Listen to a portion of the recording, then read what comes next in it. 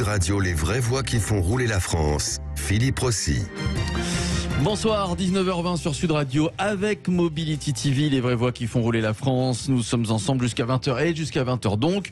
Nous allons débattre autour de la voiture et de la mobilité avec vous au 0826 300 300 et avec nos vraies voix. Tiens, nos experts qui m'accompagnent ce soir, je vous les présente tout de suite. Romain Stutzmann, président de l'association France Autotech, bonsoir. Bonsoir. Bonsoir Romain. Marc Charlet est avec nous, directeur général de Next Move. Bonsoir Marc, Bonsoir. bien dans le micro. Bonsoir. Voilà, très bien, on vous entend. Thibaut Sarrazin est également avec nous. Il est cofondateur de Convoi Car, coprésident de l'Alliance des mobilités au sein de Mobiliance. Bonsoir à vous, Thibaut Sarrazin. Bonsoir à tous. Bonsoir, on vous entend très bien. Bonsoir à vous trois. Depuis quelques années, allez, on va dire 5-10 ans, de nombreuses startups envahissent le secteur de l'automobile. Bah oui, quand on parle voiture, on ne parle pas que de constructeurs, d'équipementiers, de garages. On parle de plus en plus de startups, des startups qui innovent. Dans quel domaine, quelle relation, quelle collaboration avec les constructeurs maintenant et dans l'avenir. Grâce à ces startups, qu'est-ce qui va changer et qu'est-ce qui a changé à notre rapport à la voiture, à notre quotidien avec la voiture dans son utilisation? On va tenter de répondre à toutes ces questions avec nos experts. Tiens, je commence avec vous, Romain Stutzmann. Qu'est-ce que l'association France Autotech? Vous en êtes le président, Romain. Exactement. En fait, on regroupe et on fédère environ 90 startups qui participent au changement. On va dire que le digital, qui est une révolution industrielle, impacte ce secteur automobile. Donc on a 90 startups environ dans l'association. Voilà, qui donc actuellement œuvrent pour la voiture, pour l'amélioration de la voiture, aussi bien la voiture autonome que la voiture connectée, mais aussi des startups qui innovent en termes de services. Il n'y a pas que des smart cars dans le collimateur des startups. En fait, l'automobile va basculer dans la tech. Le secteur automobile va changer, les gens sont en attente de nouveaux services. Et effectivement, on a des startups qui interviennent sur le véhicule connecté, dans un peu plus longtemps dans le véhicule autonome, mais pas si longtemps que ça finalement. La tech est quasi mature, là ça va arriver, il faut que la législation évolue. Mais tout à l'heure, je crois qu'on reçoit Bruno de X, il en parlera très bien, mais on a effectivement des boîtes qui bossent mais aussi dans l'auto-école en ligne, dans la fabrication de bornes, dans le développement, l'installation des bornes, en fait dans tout cet environnement qui évolue. On a à chaque fois des startups qui viennent et qui accompagnent ce changement et qui répondent aux besoins des gens. Alors, puisqu'on parle de startups qui innovent, qui nous accompagnent dans ce changement, Thibaut Sarrazin, je vous donne la parole. Convoi Car propose depuis 5 ans maintenant d'amener et de ramener les voitures de particuliers chez leurs garagistes. Vous êtes à Lille, vous êtes à Lyon et Marseille, je crois, Thibaut Sarrazin également, si je me trompe pas. Tout à fait. Rebonsoir à tous. C'est vrai que nous, on est une startup qui n'est... Je ne sais plus si c'est une start-up d'ailleurs, puisqu'on existe depuis 5 ans et on développe un service sur le territoire. Donc, on est une start-up, mais on n'est pas parisiano-parisien. Bien au contraire, on développe nos solutions en région.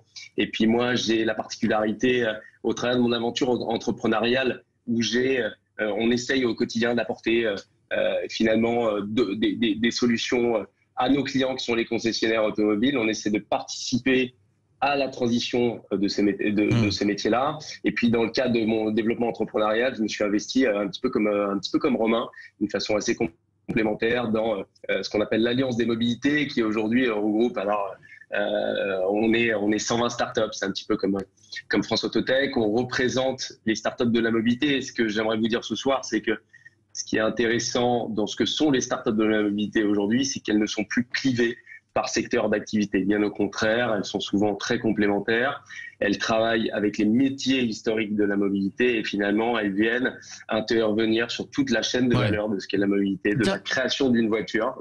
Et est-ce qu'elles travaillent entre elles, ces startups? C'est pas du chacun pour soi? Est-ce qu'elles sont en relation pour faire évoluer la voiture, Romain? Mais bien sûr, en fait, on a créé l'association en 2017. Il y avait des partenariats qui se nouaient et qui étaient en fait, j'allais dire embryonnaires, mais en tout cas, lorsque les activités des startups étaient encore au début, finalement, ça avait peu d'impact. Et maintenant, on se rend compte qu'au contraire, tous ces partenariats qui ont pu se faire génèrent beaucoup d'activités pour l'une et pour l'autre. Il y a des vrais, on se renvoie la balle, mutuellement. Donc c'est ça a beaucoup de sens. Ouais. Alors si vous qui nous écoutez, vous voulez justement monter une start-up, aider à l'innovation, à moderniser toutes ces voitures, sachez que Marc Charlet peut être votre interlocuteur, hein, Marc, puisque vous êtes directeur général de Next Move, vous êtes implanté en Ile-de-France, en Normandie, et c'est ce que fait Next Move, c'est-à-dire que vous accompagnez ces startups dans le montage, dans le financement de leurs projets.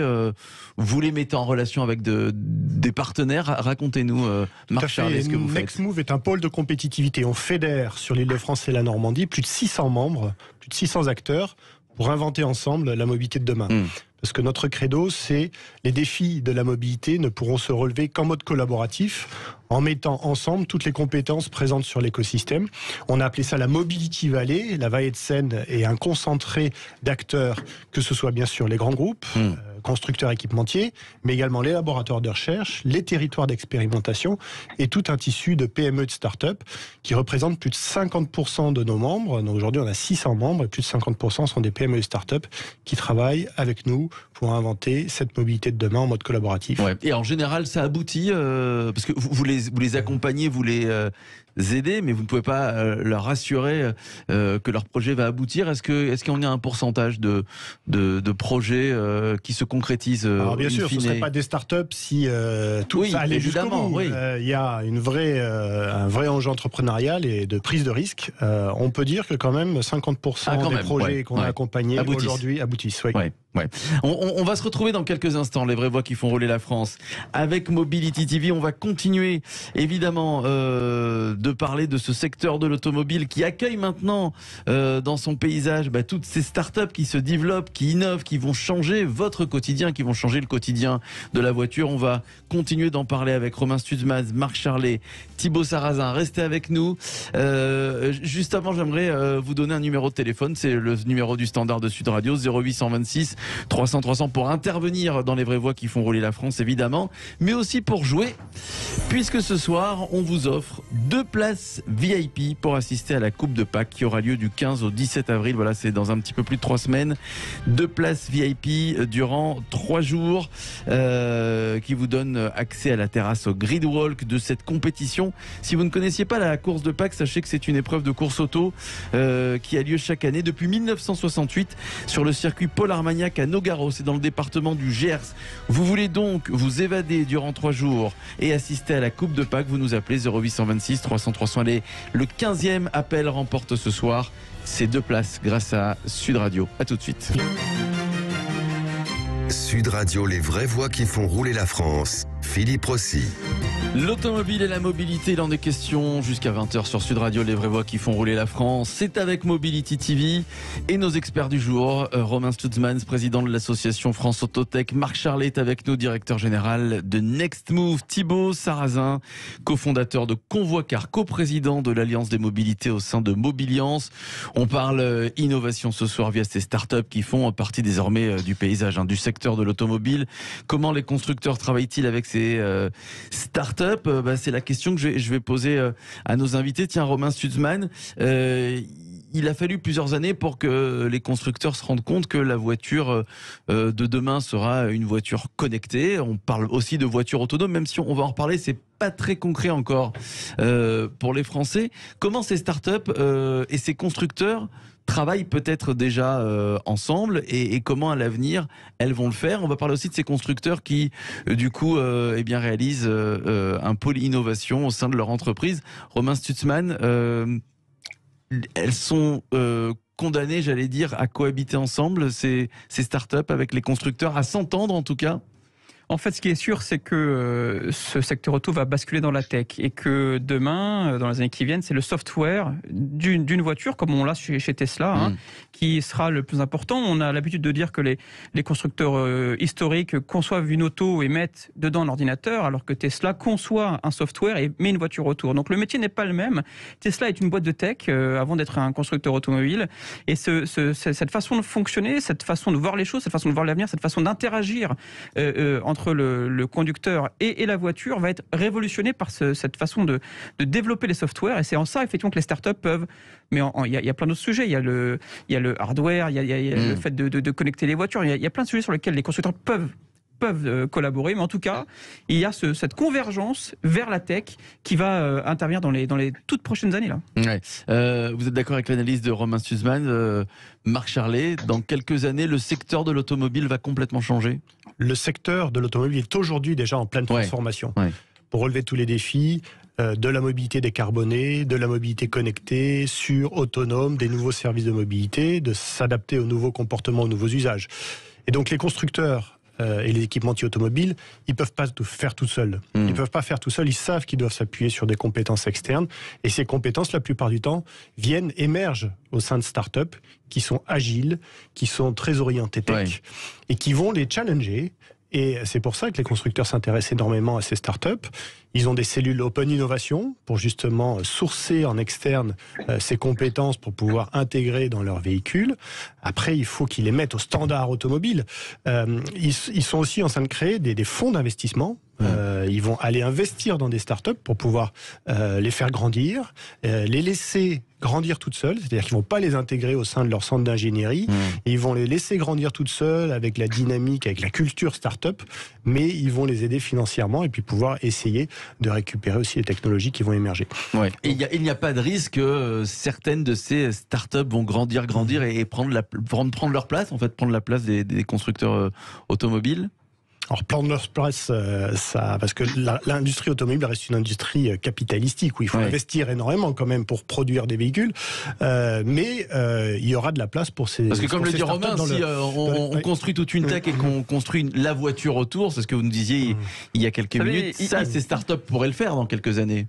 Marc, non? Il faut quand même qu'il y ait le constructeur.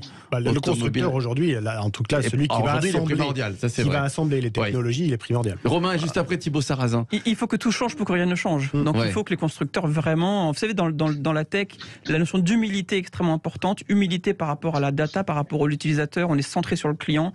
Et tous ces aspects-là sont assez nouveaux finalement pour une industrie un peu historique qui avait l'habitude que les conducteurs s'adaptent aux produits qui étaient proposés par le constructeur. Aujourd'hui, nous, en tout cas dans les startups, on est focalisé sur le client et ça change finalement toute notre façon de voir les choses.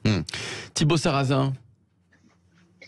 Ouais, écoutez, je ne peux qu'aller que dans le sens de ce qui a été dit par Marc et Romain à l'instant. Je pense qu'il y a une notion qui est vraiment importante aussi pour les constructeurs, c'est cette notion de risque. C'est toute la flexibilité que nous, on apporte dans nos innovations respectives. C'est tout l'enjeu du regroupement, des regroupements comme le Move Lab, comme France Autotech, comme l'Alliance des mobilités. On peut apporter des solutions communes aux constructeurs. Le constructeur est une grosse machine. Se renouveler est difficile, peut prendre du temps. C'est vrai que nous sommes des entrepreneurs. La notion de risque fait partie de notre quotidien. Donc, bien évidemment, notre capacité à pouvoir avancer, à évoluer, fait qu'on intéresse les constructeurs. Mais ce qui me paraît important de dire, c'est que on ne vient pas, nous, Néo Solutions de mobilité, à être en confrontation avec les constructeurs. Il y a beaucoup d'échanges, il y a beaucoup de partage et il y a beaucoup de communication avec eux. Personne n'est là pour faire perdre l'autre, bien au contraire. On est là pour penser la mobilité et l'automobile de demain. Et ça, c'est vraiment important de le dire, puisque que ce soit chez les constructeurs ou dans les métiers de service, les startups sont souvent vues comme des concurrents, des compétiteurs. Et bien au contraire, on est des accompagnateurs. Par qui ils sont souvent vus comme des compétiteurs? Par les constructeurs eux-mêmes? Oui, par les constructeurs. Alors, évidemment, si on prend l'exemple de Tesla dont parlait Romain tout à l'heure, on peut dire qu'une start-up est venue chambouler un peu le modèle international. Mais au-delà de ça, c'est vrai que sur les technologies qu'on apporte, les services, les produits, puisque quand on parle de bornes de recharge aujourd'hui, il y a également des produits. On va très vite, puisqu'on est souvent des sociétés qui sommes capitalisées très rapidement, donc on peut se permettre d'aller vite. Donc il y a cette notion de compétition qui arrive, mais bien souvent, au-delà de cette première étape, on est vu comme des accompagnateurs. En tout cas, c'est ce qu'on veut, bien évidemment. On souhaite être, et pour conclure sur cette question, ce qu'on représente Romain et Marc et moi ce soir, c'est l'idée aussi de se dire que les startups ont besoin de se regrouper sous parfois des corps intermédiaires, des organisations qui font qu'avec l'ensemble de nos technologies, on peut apporter un éventail de solutions potentielles tout un marché qui est en pleine ébullition. Thibaut Sarrazin, qu'est-ce que ces startups vont apporter, vont changer à notre quotidien, notre relation à la voiture? Bon, déjà vous, avec Convoicar, vous proposez d'amener la voiture au garage et de la ramener, donc déjà ça change beaucoup. Mais à l'avenir, qu'est-ce qui va changer dans notre quotidien, dans notre relation à la voiture? Qu'est-ce que ces startups vont apporter?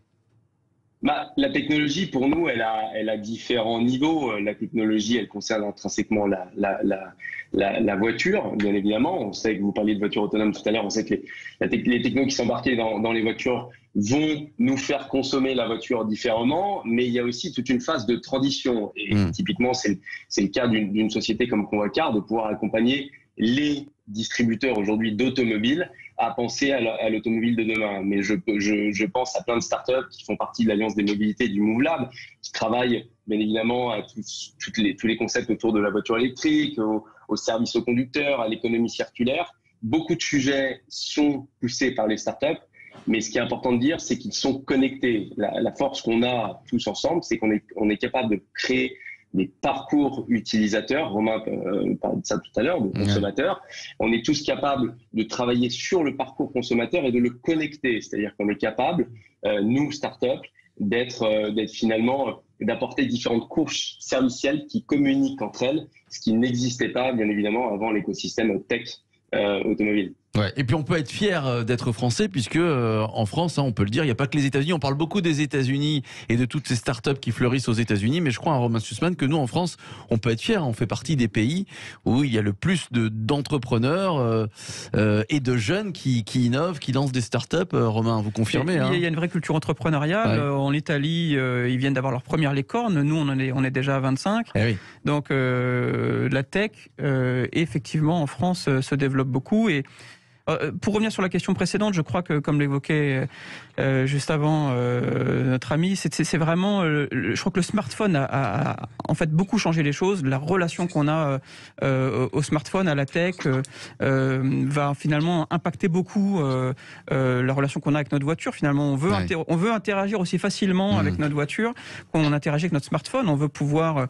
faire en sorte qu'elle soit préparée, qu'elle soit climatisée quand on arrive. On veut pouvoir l'ouvrir, on veut pouvoir savoir où est-ce qu'elle est. On veut pouvoir échanger, communiquer avec cette voiture grâce à notre smartphone. Et on veut pouvoir, par exemple, sur les cas des startups, on veut pouvoir passer son permis de conduire à l'aide de notre smartphone. Finalement, le smartphone chamboule énormément les choses. Et c'est ça qui crée finalement un pont avec la tech. En fait, de plus en plus, Marc Charlet, la voiture ne servira pas qu'à nous transporter d'un point A à un point B, mais on pourra vivre même dans notre voiture, on pourra avoir le confort que l'on a dans notre voiture au confort que l'on a par exemple dans notre appartement. La voiture a toujours été un concentré de technologie et un cocon, et les startups de plus en plus apportent encore des technologies. Mais qu'est-ce qu'elles vont pouvoir apporter, les startups aussi? Elles vont pouvoir aussi nous aider à nous passer de notre voiture.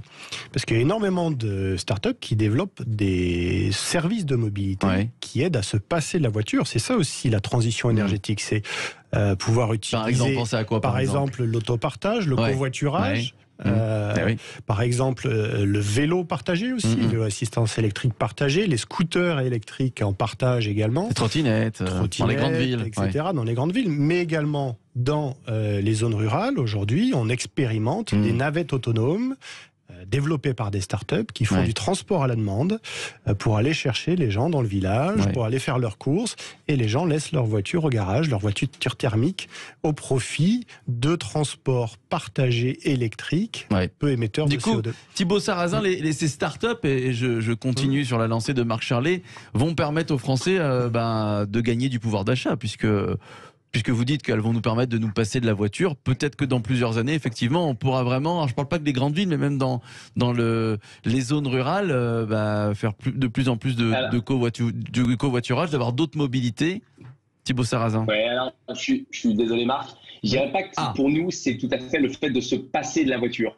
C'est de mettre dans l'idée du Français, du consommateur, qu'il n'y a pas que la voiture pour se déplacer. La mobilité, elle prend différents biais aujourd'hui.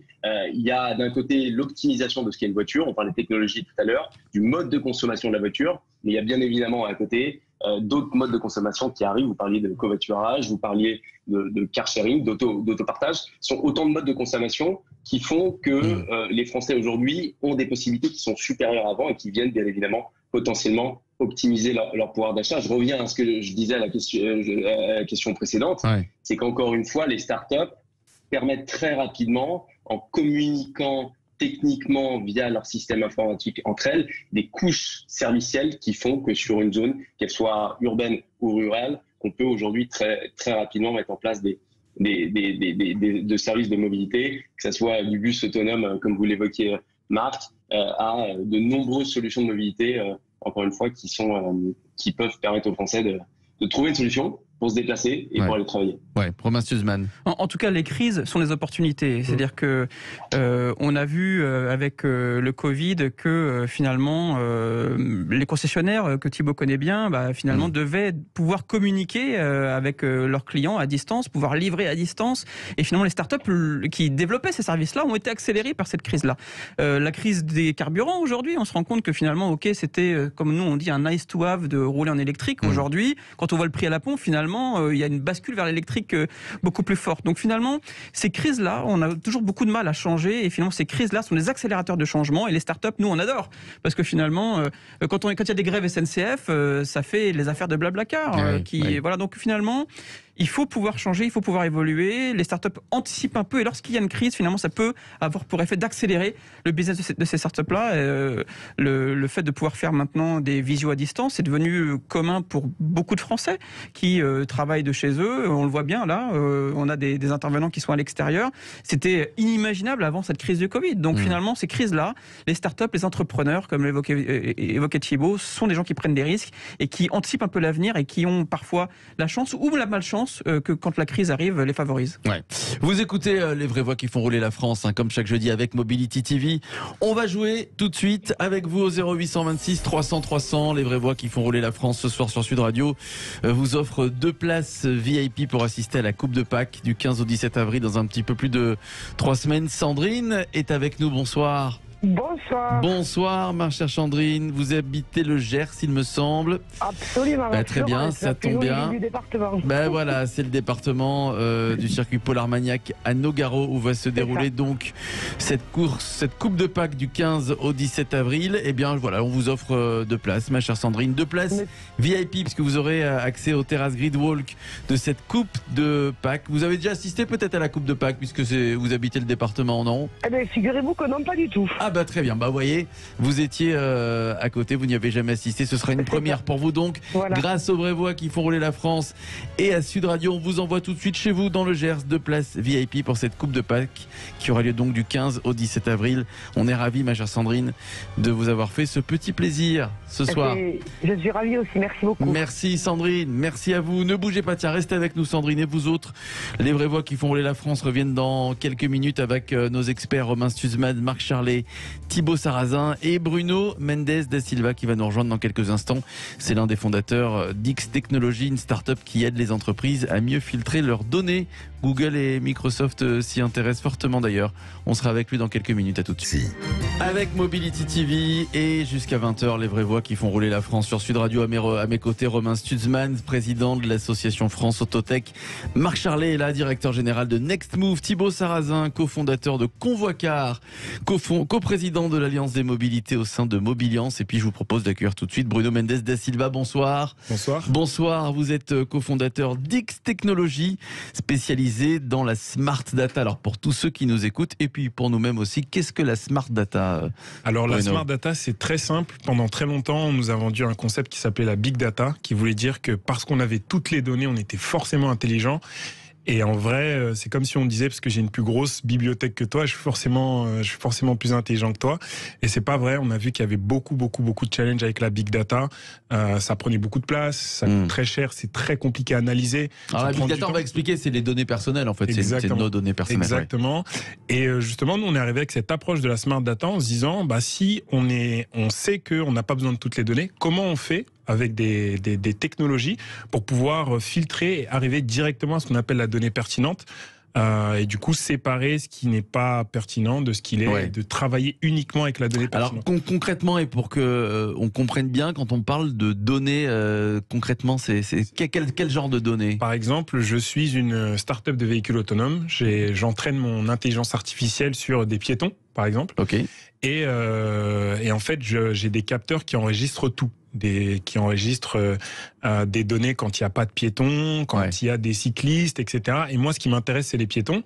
Donc, en gros, notre algorithme, il va aider ces entreprises-là à faire des enregistrements que sur les moments où il y a des piétons, etc. Ouais. Et bien organiser les jeux de données qui vont être récupérés pour faire en sorte que les ingénieurs qui travaillent derrière ont la vie plus facile. D'accord. Donc, vous leur facilitez la vie. Hein. Exactement. Pour résumer, si vous n'étiez pas là, comment ils travailleraient? Ils devraient emmagasiner des tonnes et des tonnes de données et essayer de les trier. Hein, exactement. Alors moi, j'ai une petite anecdote. En 2018, avant de créer la boîte, je suis parti aux États-Unis parce que j'avais un contact qui travaillait dans une start-up de véhicules autonomes que tout le monde connaît, qui s'appelle Waymo.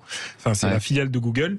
Et en fait, quand j'ai vu leurs opérations, en fait, ce qu'ils font, c'est que ils ont un véhicule de test qui va tourner toute la journée, qui va enregistrer des terabytes, donc des quantités de volumes de données qu'on peut même pas nous imaginer. Et ensuite, comme les volumes de données sont trop gros, ils retirent les disques durs à la main. Et ensuite, ils vont les mettre dans des énormes PC qui vont pendant des heures et des heures et des heures, même des jours, mettre la donnée dans le cloud. Et en fait, ça, potentiellement, vous avez des événements qui se sont passés pendant cette journée, qui sont hyper importants, mais parce que on traite toute la donnée en même temps, en fait, vous allez le voir dans 3 jours. D'accord. Et ça cause potentiellement des accidents comme celui d'Uber en 2018, je crois, en 2017, où en fait, ils avaient des problèmes sur la détection. Et en fait, les ingénieurs, ils ont vu ça beaucoup trop tard et ça a créé justement plein de problèmes. Donc voilà, donc ça donc vous filtrez les données et vous leur faites gagner un temps fou. Un temps incroyable. Voilà. Parce qu'on a besoin aujourd'hui d'avoir plus d'intelligence dans les véhicules. On sait que les êtres humains sont pas les meilleurs conducteurs. Donc si on arrive vite à la voiture autonome, c'est un peu grâce à vous, Bruno. Je gagne du temps grâce à vous. Je ne sais pas si c'est grâce à nous, mais on espère contribuer. Bon, question, on va savoir ce que pensent nos experts, Romain Stutzmann. Non, mais la data est vraiment au cœur de tout. Dès lors que le véhicule est connecté, encore plus quand il est autonome, c'est le véhicule qui va faire des choix en votre place. Donc oui, peut-être que tu sauves des vies, camarade Bruno, parce qu'effectivement, vous savez, il y a une question philosophique, c'est que quand un véhicule autonome arrive et qu'il se retrouve en situation de difficulté et qu'il a sur un passage piéton une personne âgée ou un enfant, il doit faire des choix et tout ça, il faut le paramétrer, tout ça, il faut le paramétrer, le configurer, et c'est cette data qui permet de prendre la meilleure décision.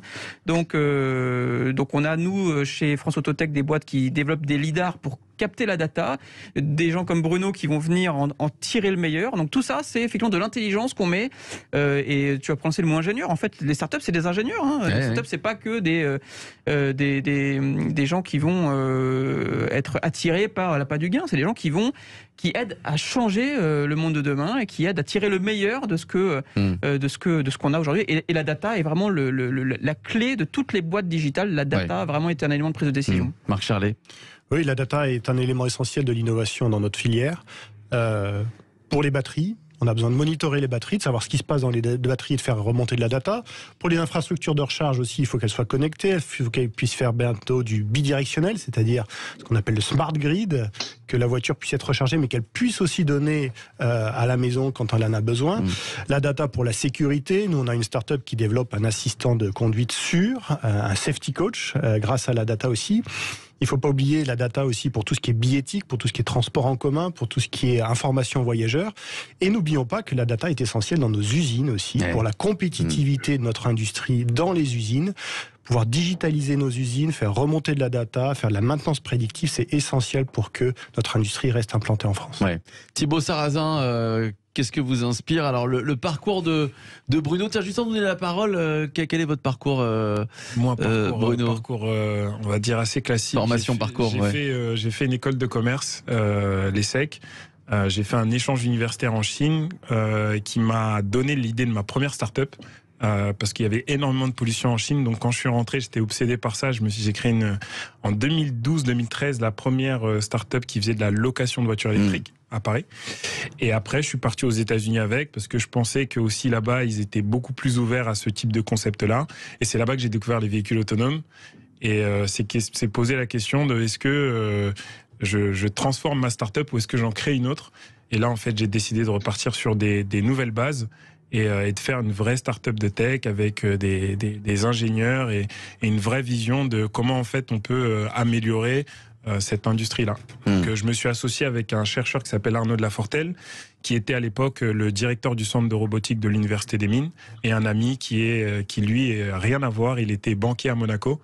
Mais il a fait ses études à San Francisco, donc il comprenait l'écosystème, etc., etc. Donc on s'est alliés tous les trois profils complètement différents, mais hyper complémentaires, parce que chacun est entre guillemets bon dans son domaine, donc voilà. Ouais. Thibaut Sarrazin. Moi, je suis ravi de rencontrer Bruno ce soir parce qu'il va me mettre au chômage. Non, je plaisante.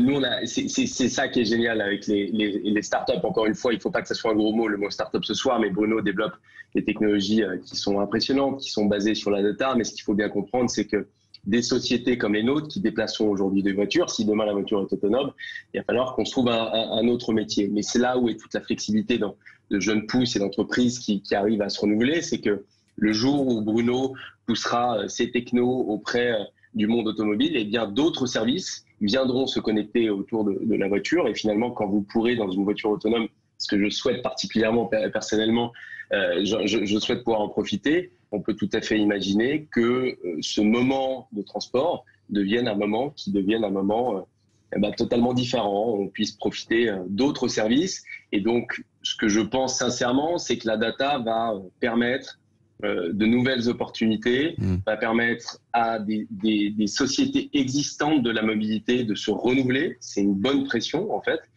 pour pouvoir proposer à des utilisateurs de véhicules un jour autonomes de pouvoir parcourir un trajet de façon un petit peu différente d'aujourd'hui. Mais tout ça reste extrêmement positif. Et encore une fois, la dimension concurrentielle, pour moi, n'existe pas, puisqu'on parle plus de transition que de concurrence. Ouais.